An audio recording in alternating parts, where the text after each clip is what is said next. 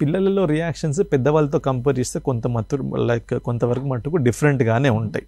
Okay, ఇప్పుడు వాళ్ళు ఏమంటే సడన్గా పిల్లలతో ఆడటము కైండ్ ఆఫ్ ఆపేయడం, అంటే ఎస్పెషల్లీ వెన్ స్కూల్లో ఏదైనా బుల్లింగ్ కానీ, లేదంటే ఎవరన్నా టీచర్స్ సరిగా చదవట్లేవని తిట్టినప్పుడు కానీ, లేదంటే ఫెల్లో మేట్స్ ఎవరన్నా కైండ్ ఆఫ్ తక్కువ చేసి చూడటం కానీ, సడన్ బిహేవియర్ చేంజెస్ ఉండొచ్చు. మరీ చిన్నపిల్లల్లో అయితే స్లీప్ డిస్టర్బెన్సెస్ ఉండొచ్చు, లేదంటే రాత్రులు లేచి kind of what we say అరచడం కానీ, లేకపోతే డ్రీమ్స్లో కొంత భయంకరమైన డ్రీమ్స్ రావడం కానీ, or they can become very very aggressive.